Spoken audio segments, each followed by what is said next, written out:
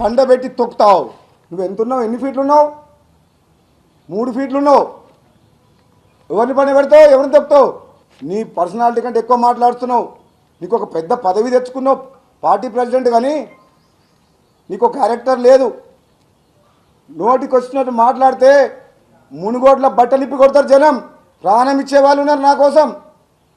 కష్టకాలంలో ప్రతి పేదవాడికి అండగా ఉండే మనిషి నేను. సినిమా డైలాగుల్లాగా మాట్లాడి పండబెట్టి తొక్కుతాం, ఇష్టం వచ్చినట్టు మాట్లాడితే ఊరుకునేది లేదాగా. ఒక షోమ్యాన్ లాగా ఒక 500 మందిని పంపించి, ముందు పెయిడ్ వర్కర్స్ని పంపించి ఎక్కడ పోయినా రేవంత్ రేవంత్ అని జిందాబాద్ కొట్టించుకుంటారు. సిగ్గుందా నీకు అసలు? జిందాబాద్ లేని సీఎం సీఎం అంట. సీఎమా? ఇప్పుడు వచ్చిన పదవులే ఎక్కువ. అసలు నువ్వు రాజకీయాలు పనికొస్తావా? బ్లాక్మెయిల్ చేసి పైసలు వసూలు చేస్తావు. నీకు సీఎమా? నీకు ముఖ్యమంత్రి పదవి కావాలనా?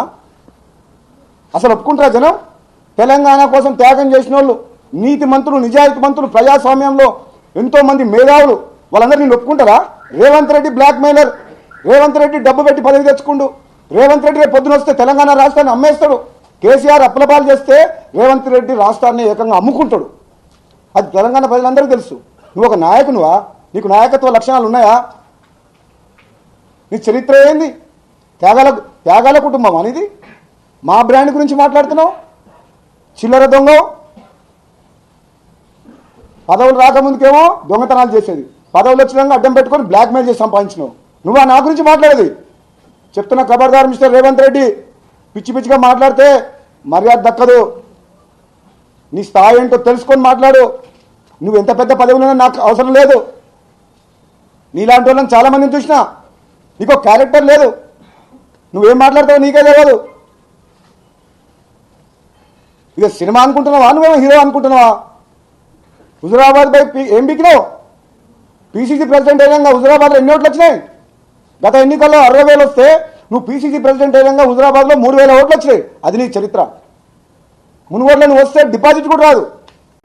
కాంగ్రెస్ అంటేనే కరెంటు, కరెంట్ అంటేనే కాంగ్రెస్. ఈ తెలంగాణలో, ఈ ఉమ్మడి ఆంధ్రప్రదేశ్లో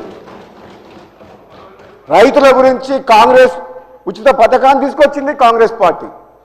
అటువంటి కాంగ్రెస్ పార్టీని ప్రజలు ఆశీర్వదించి గౌరవ ముఖ్యమంత్రి గారు రేవంత్ రెడ్డి గారి నాయకత్వంలో, ఉప ముఖ్యమంత్రి గారు బట్టి విక్రమార్క నాయకత్వంలో వాళ్ళు చేసిన తప్పుల్ని సరిదిద్దడమే కాకుండా రాబోయే కాలాన్ని దృష్టిలో పెట్టుకొని ఎన్నో సంస్కరణలు తీసుకొస్తున్నాం.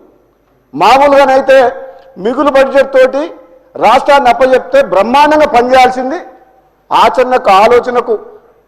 ఆలోచన చేయకుండా ఎన్నో తప్పు నిర్ణయాలు తీసుకొని రాష్ట్రాన్ని అప్పులపాలు చేసిండు. మీ మంచి పనులు చేస్తుంటే మా ప్రభుత్వం మరి వాళ్ళ ఫ్రస్ట్రేషన్ తోటి 15 నెలల నుంచి ముఖ్యమంత్రి గారు పదే మా మంత్రులు ఇటుపక్క నుంచి, అధ్యక్ష మీరు చూస్తుండ్రు ఎంత మంచిగా సమాధానం, ఓపికతోటి ఎంత మంచి సమాధానం చెప్తుండ్రు. ప్రతి విషయంలో కూడా ఎక్కడ కూడా కాంగ్రెస్ పార్టీ ఏ విషయాన్ని దాచిపెట్టలే.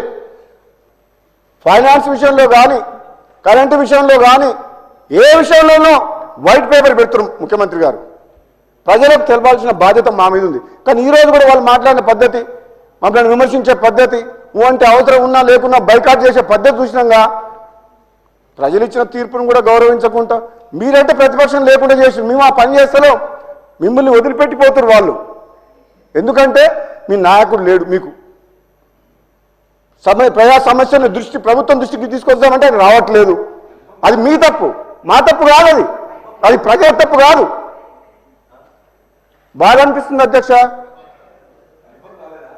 రేవంత్ రెడ్డి గారిని సరే కన్ఫామ్ అయితే మా ముఖ్యమంత్రి రేవంత్ రెడ్డి గారు మంచోరు కాబట్టి